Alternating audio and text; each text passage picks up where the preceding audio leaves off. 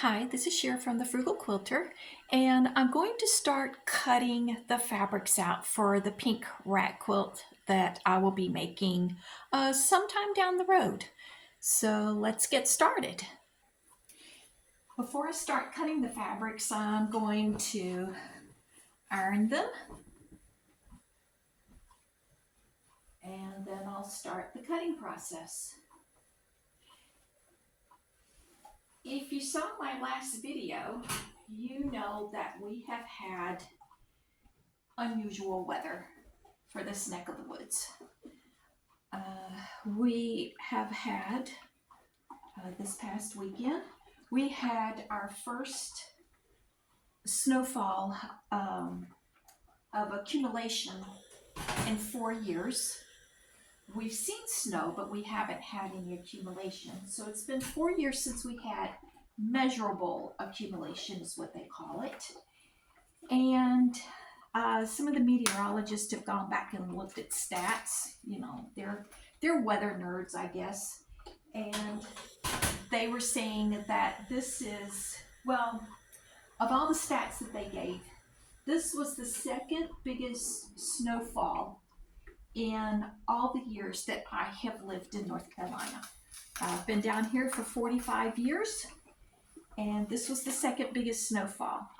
The biggest snowfall since I've lived down here was in 2018, and this was the second. And yeah, it's been a crazy situation. The entire South has been dealing with unusual weather. For us, I've heard that Florida has gotten down to like 22 degrees. So they've even got it crazy cold down there. But it looks like we're going to come out of it. This week we're supposed to hit the 40s. I think we hit 41 degrees today, 41, 42. That's still below normal, but it's a whole lot better than what we've been dealing with. So we can get this stuff melted and out of here. We're supposed to have rain tomorrow and Wednesday, so I guess that'll go really far toward melting everything to have the rain come down. But you know, it's still some nights, though, it's going to still be getting below freezing, which means anything that has melted, the rain, the runoff, that stuff can refreeze, and it makes it dangerous for the roads. So yeah, I'm ready for spring. I don't know about you guys. Okay, I've got this piece reasonably ironed and ready for cutting. And it appears I have broken my finger. Like I didn't have enough going on, right? Let's just go ahead and break a finger. I won't bore you with a real close-up, but it happened yesterday. And I went outside to start my vehicle, let it run a little bit because I wasn't able to get out. And I wanted to make sure that my battery stayed charged. So I was just out there running my vehicle like I normally do in a situation like this to make sure my battery stays charged. And I don't know if it was a gust of wind because we had a lot of wind. For whatever reason, the door closed and I had my hand around the door there, because to be honest, I was paying more attention to my feet because, you know, we had that ice and then we had snow over top of it. So I was holding on to the side of my vehicle where the door was open, and I was watching where I put my feet to make sure I didn't fall, you know, and break something. And then like I said, I guess it was a gust of wind. For whatever reason, the door started to closed on my hand, and yeah, it is so bruised up one side and down the other. And I sent pictures to one of my children who works in very much so in a healthcare related arena, and she looked at the pictures and she's like, I really think it's broken. And then she came across an associate that she works with who's a medical doctor. And she showed him the pictures and he agreed. He's like, yeah, I really think she broke it. So I'm stabilizing it with what they call Coban wrap, which I already had on hand, thankfully. And because, like I said, I'm not inclined to get out. I think the roads are doing pretty good, but the parking lot where I live, the apartment that I live at, there's so much snow around my vehicle. I probably could get out, but I'm not inclined to push it. You know, I prepared for this. I work from home and I had some orders going out, and the mail did run today, and I scheduled a pickup and they came and got the orders for me. So there's no need in me risking my vehicle sliding into another vehicle or somebody else sliding into me and all the problems that causes. So yeah, but the bruising, I mean, it hit right here, and the bruising is all the way down, halfway down my hand. The bruising has actually been spreading throughout the day. It throbs, you know, it's swollen.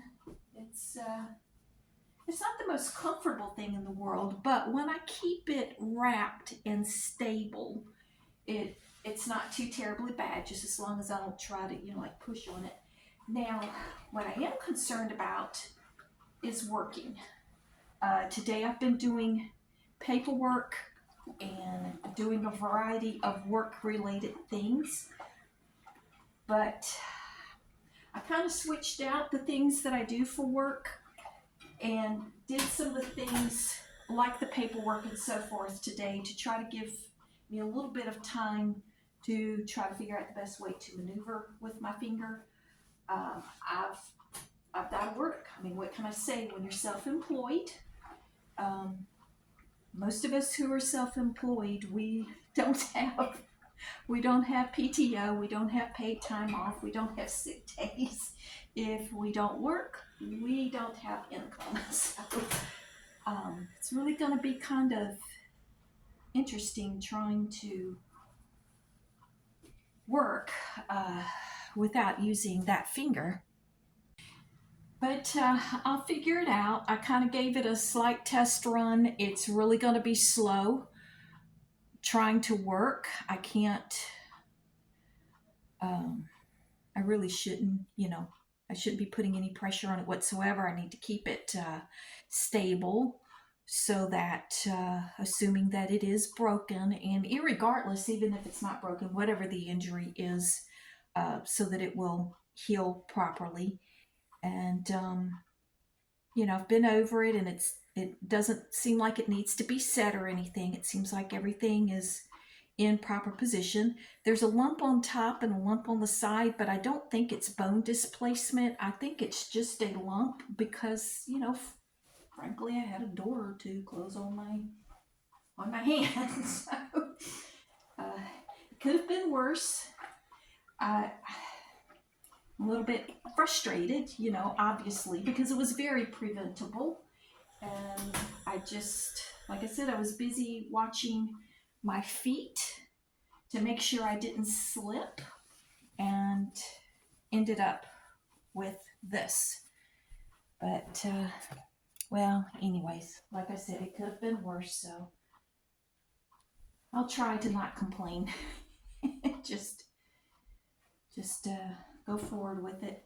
If it looks like it's not healing properly, I will go ahead and go to the doctor and get an x-ray and check on it. But because it doesn't look like anything needs to be set, you know, there's really not anything that will be done for it. My daughter, you know, confirmed exactly what they would do, and it's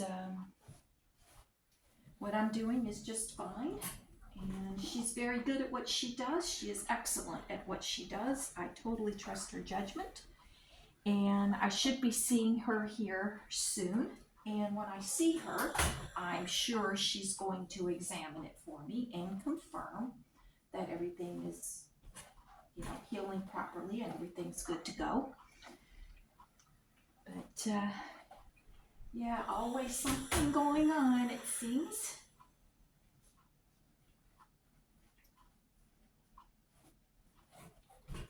This here is flannel. If you saw the sneak peek, you've already seen a close-up of this fabric.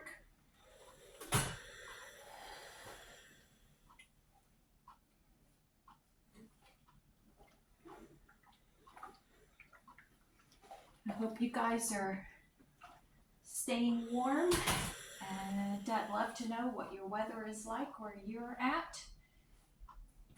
And as I already stated, here in the South, we've had some really weird weather. We're over it. I think they called it a cyclone bomb. Like, what the heck is a cyclone bomb? Why do they have to? I'm like, oh my goodness, oh well. And I don't know if this is what a cyclone bomb is, but I do know what they said was going on is we had a storm coming from the west across the North Carolina mountains, and then we had a storm coming from the east off of the Atlantic Ocean. And because we have been so unbelievably cold, way below normal, they were like, you know, we're not getting ice, we're not getting freezing rain, we're not getting sleet. Because it's so cold, we are getting snow. And they talked about it for days. They're like, you know, this is so unusual for this area. Everybody needs to enjoy it because we don't get pure snow very often. If we get anything, it's got some sort of a frozen type of thing going on with it. And because there was a storm coming from the east and a storm coming from the west, in some areas it actually, as I understand, it's like it converged. So it was like a double whammy. It was like two storms. And I talked to one of my sons on Saturday as it was coming down, who was kind of like really in the path, the area where they were saying it was going to be harder hit with the double whammy, if you will. But all of my kids are fine. Everybody's fine. But this rain coming in, we're like, that's more like it. Getting in the early 40s, that's still below normal for us. But it's so much better than what we've been dealing with, so we'll take it. I think next week we're supposed to be in the 50s. I'm like, that's more like it. That's the way it typically is. That's normal for this time of year. I'm going to finish ironing this, and I'll see you when I start cutting. Okay, I'm back ready to start cutting. I have the flannel here doubled here. The fold is up at the top, and I'm going to need 48 9-inch blocks for the back. And I've already started with the first cut here. I'm lining up my ruler with the grid on the cutting mat. And I've done the first cut. And I'm going to line up the second. And it's going to be slow cutting also with my finger. I have to get back to work tomorrow, and I'm not sure how it's going to work. It's going to be slow. And now I'm going to make the next one 9 inches down.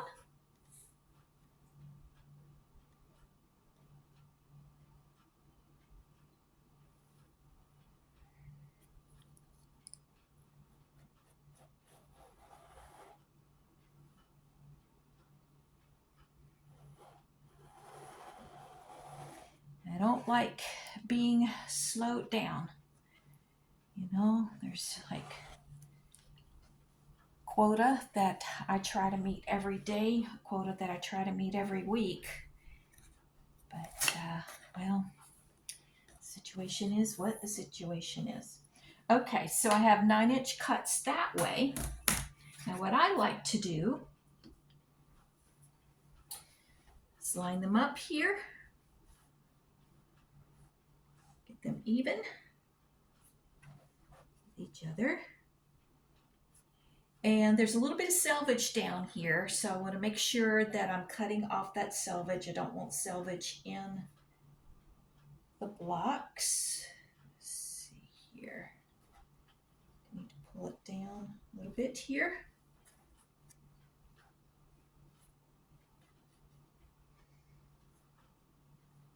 Make sure I've cleared the selvage. Okay, I think we're good. So I've got 2 rows lined up here.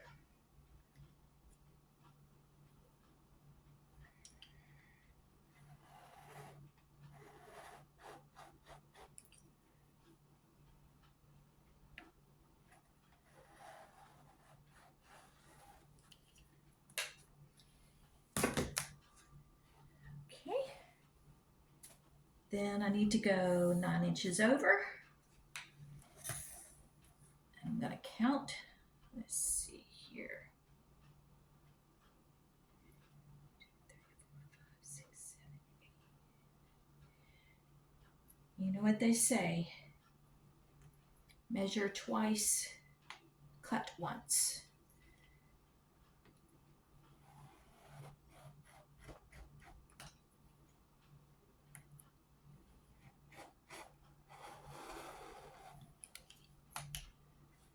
Okay, then let's go over 9 more inches.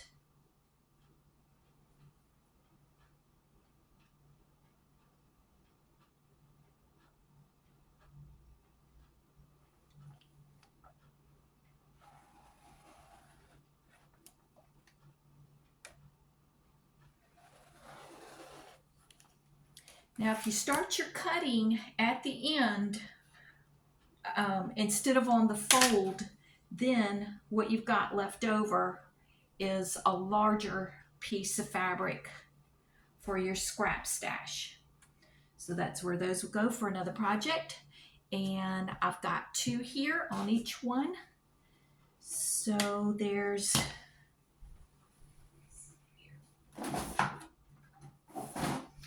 didn't cut quite all the way through. I think I'm having just a little bit of trouble because I'm trying to make sure I don't put any pressure on this finger. It needs to stay stable to heal properly.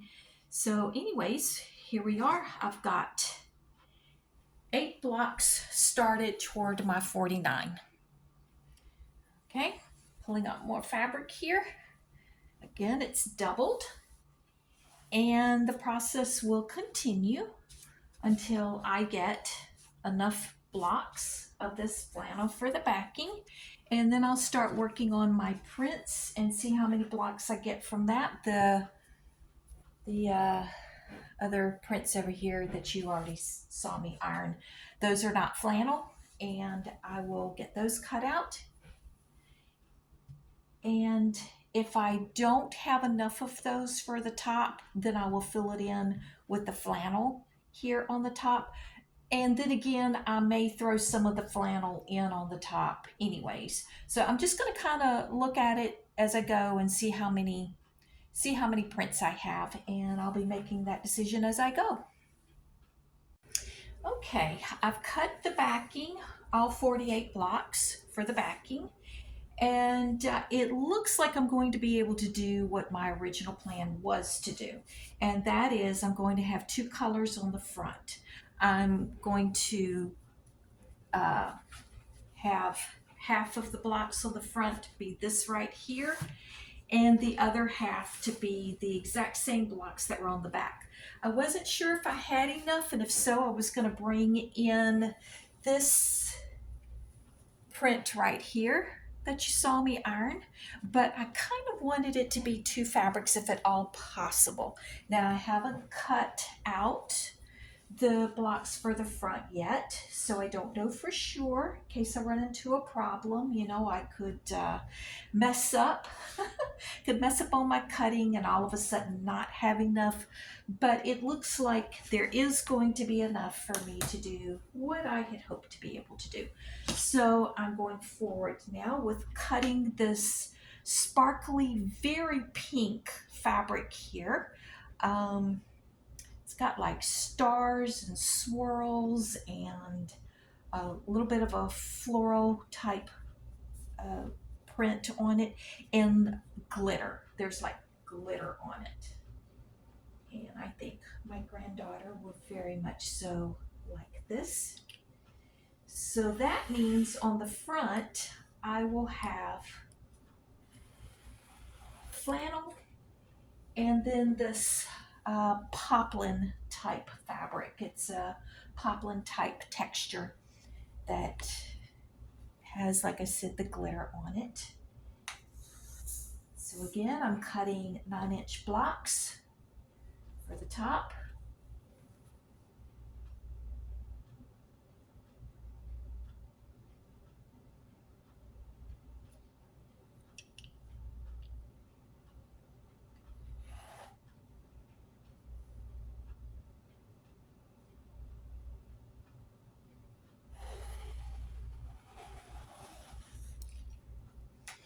After I get these fabrics cut, I will actually be done for the evening.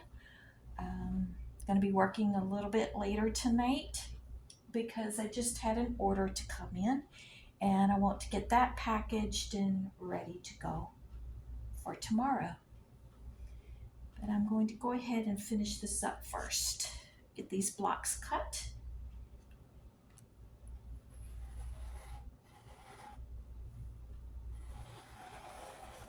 These blocks cut so that then the next step will be to actually start the quilting process.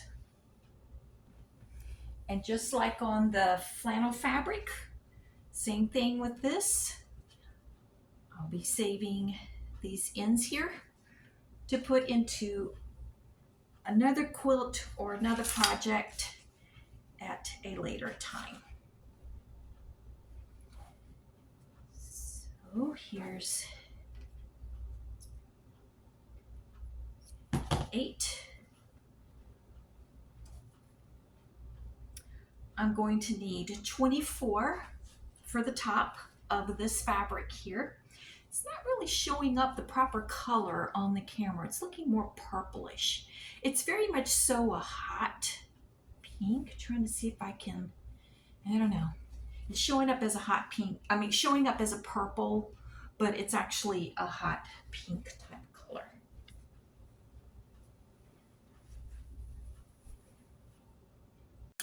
Okay, I have enough of this pink here.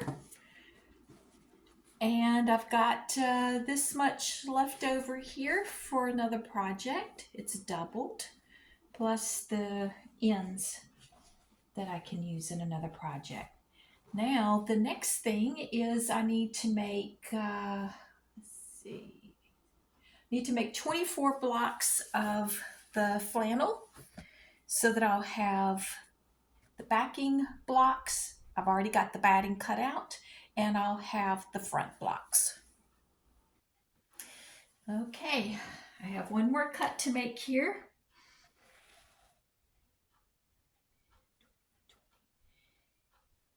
And then I should have all of the top blocks cut.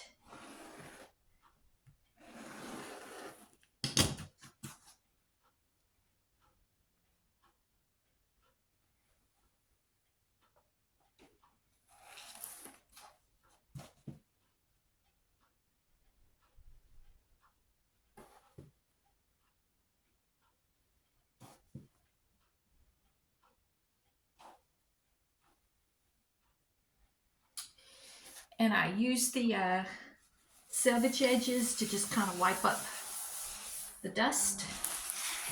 I do that between every time when I do cutting before I pull more fabric up onto the cutting mat to do more cutting. Just kind of helps to try to control the fabric dust.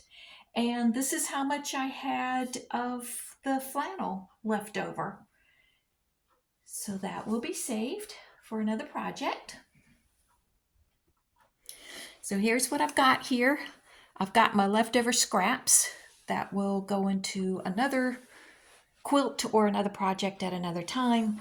I have my flannel for the front blocks, this glittery fabric for the front blocks, and then the flannel for the back.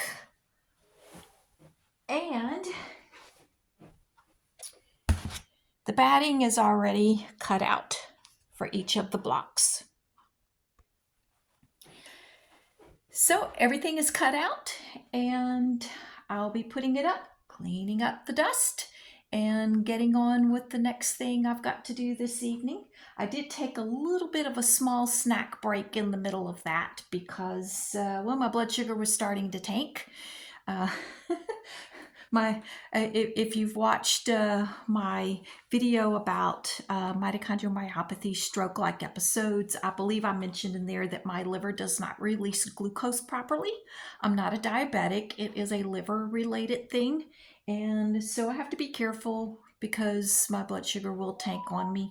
And if my blood sugar starts dropping, let me tell you, I'm going to be making all sorts of screw-ups. I'll be cutting everything wrong. No, gotta stop and take a little bit of a snack. And like I already said, I had an order to come in. Let's see, it is almost 6 o'clock. I like to work till 6 o'clock the latest, but I will be working past 6 o'clock because I do want to get that order packaged up, ready to go. And then tomorrow, I've got to get back to working on the tassels. I've got to do that. I did take today off from making the tassels while I was kind of figuring out how to maneuver with my bum finger at the moment, and just giving it a day to kind of settle, to just try to figure out the ins and outs and give it a day to rest. I'm not going to, I don't want to do anything to injure it further or to slow down the healing process. So I know I'm going to be very slow with working.